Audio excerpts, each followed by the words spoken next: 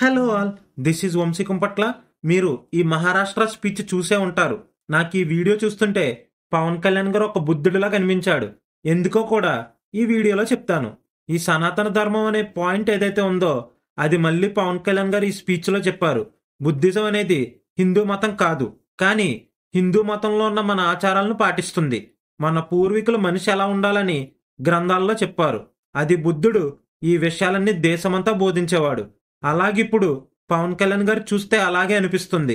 మొన్నటిదాకా మన ఏపీ వరకు, ఇప్పుడు మహారాష్ట్రలో కూడా మన రూట్స్ మర్చిపోకూడదని గుర్తు చేస్తున్నారు. అలాగే శివాజీ మహారాజ్ గడ్డపై అడుగుపెట్టినందుకు చాలా సంతోషంగా ఉందని చెప్పారు. మహారాష్ట్ర వాళ్ళు శివాజీ మహారాజ్ను ఒక దేవుళ్లా భావిస్తారు. ఈ పాయింట్ ఒకటి చాలా బాగా చెప్పారు. జాతీయభావం, ప్రాంతీయతత్వం తన పార్టీ సిద్ధాంతం అని చెప్పారు.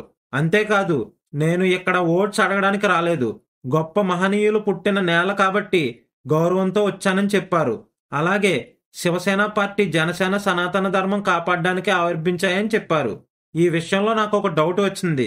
పవన్ కళ్యాణ్ గారు జనసేన గెలవక ముందు సనాతన ధర్మం గురించి ఇంతలా ఆసక్తి చూపించేవారు కాదు.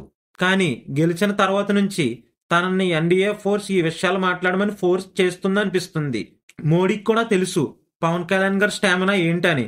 తను మాట్లాడే మాటలకు చాలా మందికి పూనకాలు వస్తాయి. అందుకే మోడీ పవన్ కళ్యాణ్ అయితే బెటర్ అని మహారాష్ట్రకి పంపించుంటారు.